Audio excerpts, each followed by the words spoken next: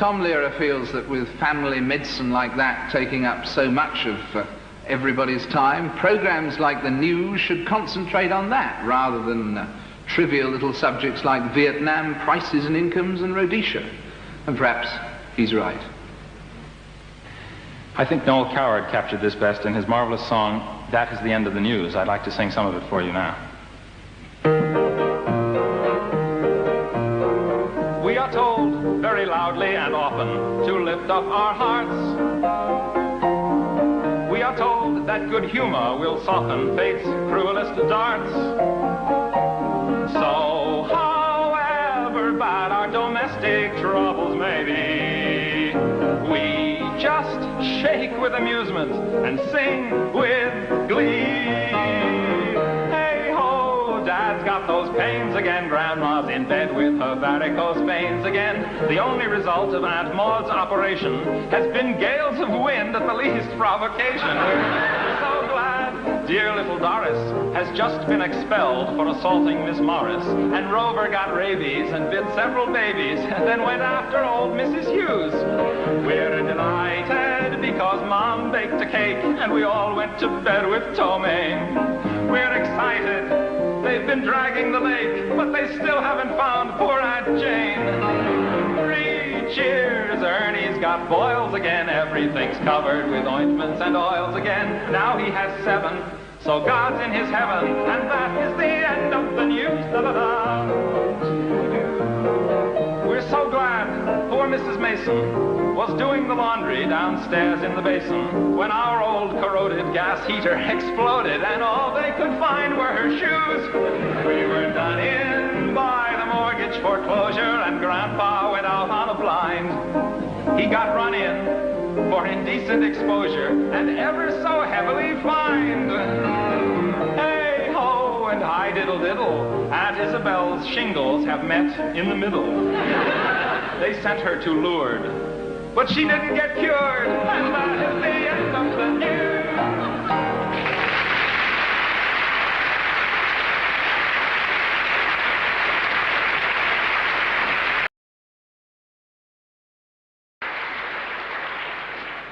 Tom Lehrer, of course, is a lecturer at Harvard, so we felt that he should impart some education to us tonight. It was a news item coupled with one of the children's remarks at the beginning of the show that triggered him off. So, lecturer Lehrer. I don't know why it is, but people in London invariably take me for an American. And they come up to me and they say either one of 2 things. Either they say, get out of Vietnam, or they ask, tell me, how do you Americans manage with your ridiculous decimal currency? Well, I'd like to take this opportunity of assuring you that the decimal system is really much simpler. In fact, we have a saying about your money, penny-wise, the pound is foolish. It's one of those sayings that hardly anyone says. But, tonight, as a sort of hands-across-the-sea gesture, I'd like to explain how easy it will be for you to get used to decimal currency. Supposing you are purchasing a certain item, the price of which is now 6 shillings and 5 pence, 6 and 5. Now, this is how you would convert it. Now, 5 pence is 5/12ths of a shilling, and shilling, of course, is 5/100ths of a pound. So 5 pence, then, is 2 cents plus 1/12th of a cent. But, of course, there's no such thing as 1/12th of a cent, so you call it 2 cents, and already you've made a profit. Now, 6 shillings are 30/100ths of a pound, and you add the 2 cents and get 32 cents, and you look for a 32-cent piece. But, of course, there's no such thing as a 32-cent piece, so you give him a 50-cent piece and hope for the best. So he gives you 18 cents in change, but what you want to know is, how much is that in real money, right? Well, as anybody with a master's degree in maths can tell you, if a shilling is 5% of a pound, then it's 500% of a cent, and so percent is 5 times as much as per shilling. Isn't that thrilling? So how many shillings in 18 cents? Why, 3, of course, with 3 cents over, and that's 3/5 of a shilling, or 36/5 of a penny, which is 7 pence, and 1/5 of a penny. But, of course, there's no such thing as 1/5 of a penny, so you call it 7 pence, and there goes the profit you made before, and it serves you right, you greedy thing. Now, I can see by your faces that I've made my point, and that pleases me, because tonight was a sort of educational experiment, using you as 105-cent pigs.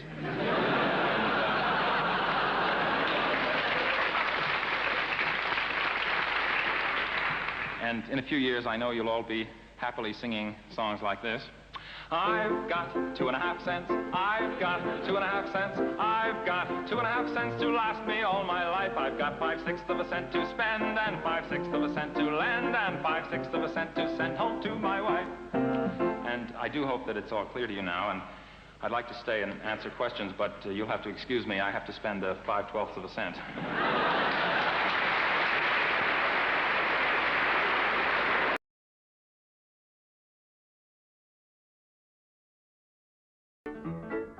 Here at Sackblood, filled with pride, there's just one thing we can't decide.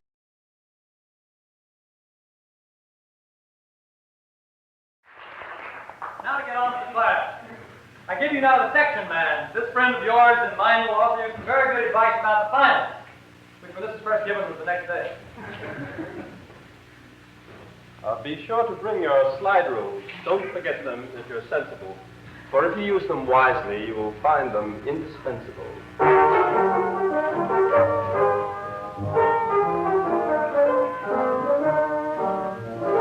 Don't bring the answers in on bits of paper. Don't write them in the swelling of your hand. The proctors would catch on to such a caper, and you bet they get you soon enough.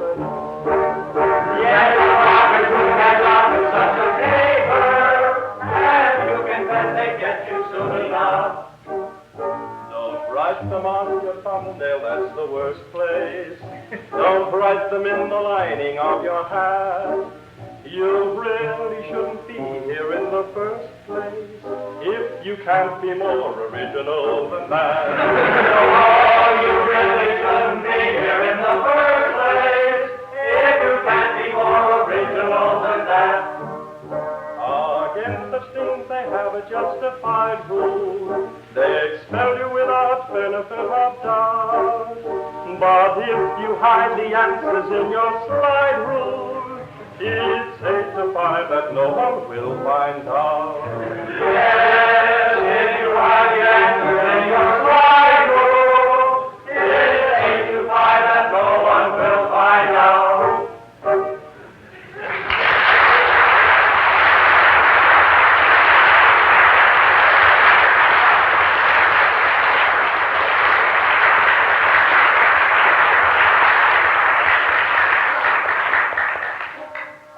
Against such things they have a justified rule. They expel you without benefit of doubt.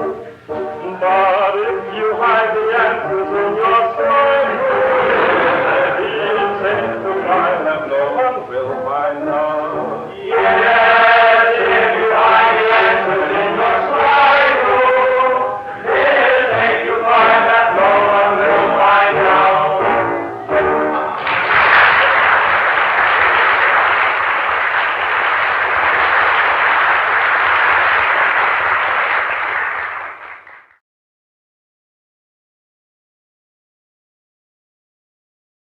I hope you can hear this over the piano. I can certainly hear it. That's great. Okay. I don't know if you know this. Cap's actual birthday is March 22nd. And that's the same day as the birthday of Stephen Sondheim, Andrew Lloyd Webber, and Richard Wagner. I hope you astrologers will have fun with that one. Anyway. Yeah, so, yeah, okay, I guess I can see over this. That's fine. So Bob Osterman called me to see if I would dig out exhume some of the old math songs from the old days. So I came up with 4 and one more recent one. I first intersected with Cap in the summer of 1943. I took 2 courses from him at Harvard. He was then, let's see, it was 54 years ago, so he would have been 26, and I was 4. And one of them was algebra, which, as I recall, I may be wrong, but I don't think you could call it algebra then because that was like a high school subject, like civics. But they called it higher algebra, or in the case of Berkhoff and MacLean, modern algebra. So I think now they have postmodern algebra, I think, but I haven't kept up with that. So anyway, that didn't lead to any songs. For one thing, nothing rhymes with algebra, does it? Is there anything that rhymes with algebra? I've never been able to find one, but there's a challenge. Think about that tonight. But the other one was freshman calculus, and that did lead to a song, which is here somewhere. it was set to a tune which fortuitously enough is, this is a definition of the derivative. And the tune fortuitously enough is called There'll Be Some Changes Made, 1923.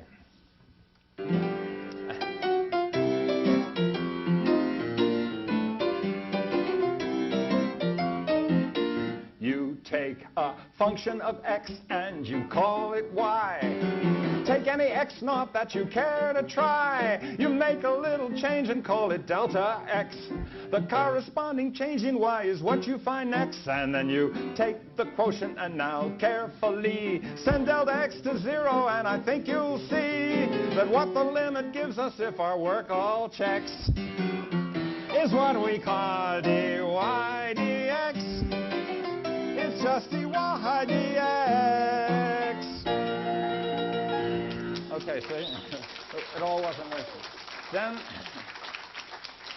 a little later, we got more sophisticated and got into deltas and epsilons. And so that prompted another song called There's a Delta for... Is this? Yeah, well, it varies a lot when I move my head.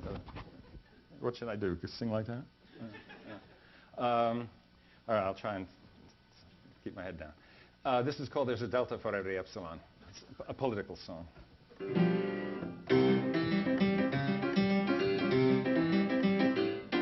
There's a delta for every epsilon. It's a fact that you can always count upon. There's a delta for every epsilon. And now and again, there's also an n. But one condition I must give, the epsilon must be positive. A lonely life all the others live. In no theorem, a delta for them. How sad, how cruel, how tragic, how pitiful, and other adjectives that I might mention. The matter merits our attention. If an epsilon is a hero just because he is greater than 0, it must be mighty discouraging to lie to the left of the origin. This rank discrimination is not for us. We must fight for an enlightened calculus where epsilons, all both minus and plus, have deltas to call their own. Okay. Then,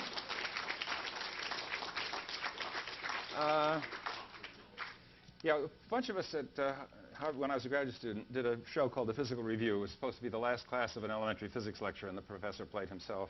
I changed the words a little bit to fit mathematics, not much. I suppose nowadays when people think of Harvard and mathematics, they naturally think of Ted Kaczynski. But in those days... Okay, this tune for this, if there's any non-Gilbert and Sullivan buffs here, the tune is King Gama's song from Princess Ida by Gilbert and Sullivan.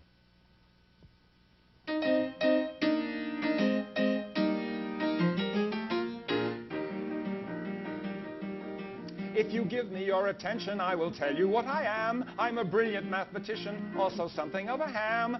I've tried for numerous degrees. In fact, I've one of each. Of course, that makes me eminently qualified to teach. I understand the subject matter thoroughly, it's true, and I can't see why it isn't all as obvious to you. Each lecture is a masterpiece, meticulously planned, yet everybody tells me that I'm hard to understand, and I can't think why.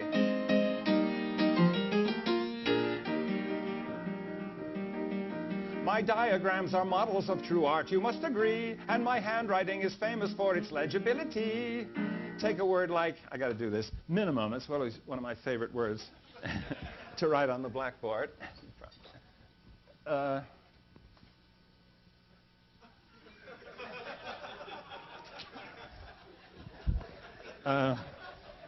Problem, find the Fourier series. Okay, where was I? Take a word like minimum to choose a random word.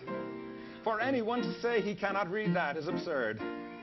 The anecdotes I tell get more amusing every year, though frankly what they go to prove is sometimes less than clear. And all my explanations are quite lucid, I am sure, yet everybody tells me that my lectures are obscure, and I can't think why. For example, Take differentiation, it's as simple as can be. Like finding the derivative of tangent x. Let's see. It's tangent squared. No, secant squared. No, it's just secant, I'll bet. The sign in front is plus, or is it minus? I forget. Well, it does have a derivative. Of that there is no doubt. All these formulas are trivial if you only think them out. Yet students tell me I have memorized the whole term through. Everything you've taught us, but the problems I can't do, and I can't think why. He can't think why. That's it.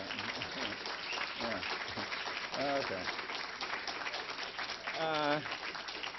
What's the next one? Oh, yeah. For 9 years I taught in the political science department at MIT, believe it or not, teaching the quantitative courses.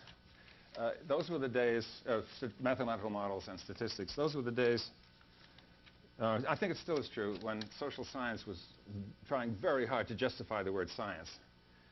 One of the ways you do that is by introducing jargon which nobody can understand. You know, if this young man expresses himself in terms too deep for me, then what a singularly deep young man this deep young man must be. And the other is to use mathematics. And that's what they were trying to do. And I think there's still people who are laboring under this delusion in social sciences. Anyway, that you can make it into a science.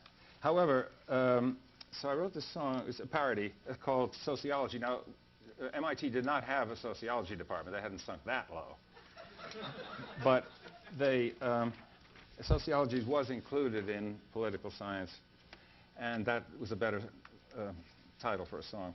So this is a song about that phenomenon of trying to mathematicize social science. It's called Sociology. The tune is a song called Choreography, which was sung by Danny Kaye in a movie called White Christmas by Irving Berlin.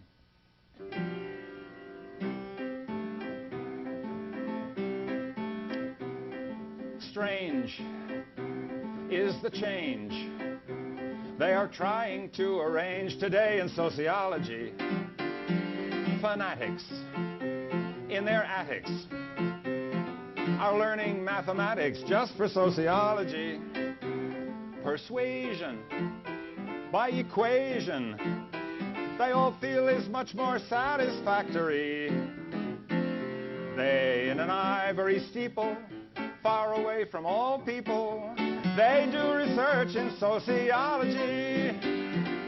Guys who wrote lies now present them in disguise, a cinch in sociology.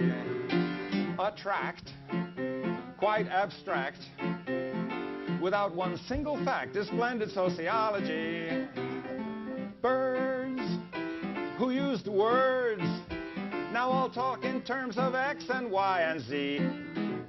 They can take one small matrix and really do great tricks, all in the name of sociology. Joes who wrote prose now write algebra. Who knows? It may be sociology. They're everywhere, full of sigma and chi-square and full of sociology. They consult, sounding occult, talking like a mathematics PhD. They can snow all their clients by calling it science, although it's only sociology. Okay, now what else do I have? One more here, found in the files. Oh, this is a fairly recent one, actually. A number of years ago, the Children's Television Workshop decided to have a program to teach math to little kids, and it was going to be called That's Mathematics, and I wrote a song for it. They changed the title, however, to Square One TV, and they didn't use the song. So it went back in the trunk, and then 1993, for the Fermat Bacchanal here, Bob called me and I said, do you have anything? And I dug this song out. And they wouldn't allow us to use the tune, which was to the song called That's Entertainment by Arthur Schwartz and Howard Dietz. So I had to write another tune. And I also added a little verse about Andrew Wiles to make it appropriate, called That's Mathematics. And it's for little kids, remember, except for the Andrew Wiles part. Counting sheep when you're trying to sleep, being fair when there's something to share, being neat. when you're folding a sheet. That's mathematics when a ball bounces off of a wall when you cook from a recipe book when you know how much money you owe. That's mathematics. How much gold can you hold in an elephant's ear when it's noon on the moon? Then what time is it here? If you could count for a year, would you get to infinity or somewhere in that vicinity? Oh, when you choose how much postage to use when you know what's the chance it will snow when you bet and you end up in debt. Oh, try as you may, you just can't get away from mathematics. Andrew Wiles gently smiles, does his thing, and voila, QED, we agree, and we all shout hurrah, as he confirms what Fermat jotted down in that margin, which could have used some enlarging.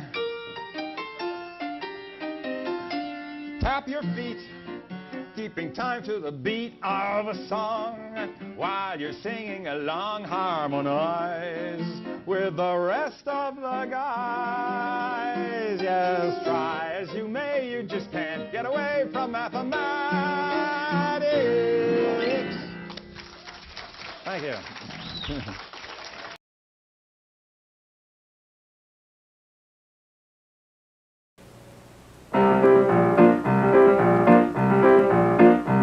It's a typical peaceful morning here in the town of Cactus Bend. And I've got a tale I'd like to tell, so gather round, my friend. It's a tale of the rebel roundup and the brand new from the ground up. Dodge swingers, they're all humdingers. Gonna sing of a rebellion, I mean the Dodge Rebellion. Come join the rebel drive, we're going to revive the spirit of 76 and 67. Well, you all know just who this roundup's gonna rebel against. Beating competition, we are all experienced. And Ford and General Motors ain't gonna fill their quotas. Bet that tickles Byron Nichols. If you want a real ordeal, try a rocket Oldsmobile. Pontiac, alas alack, why track Tigers off his track? Only squares today, drive a Chevrolet. If you want to be bored, get a Ford. Everyone is covering up for Mercury. It's a dud, it's a thud, it's a Mercury. Wouldn't you really rather have a bicycle? I'm going to tell you about 4 characters here in Cactus Bend and how the new Dodges changed their lives. Well, once they all drove GM cars, or pardon the expression, Fords, these square old fossils didn't know what they were headed towards until they all bought Dodges to put in their garages. And every fossil became colossal.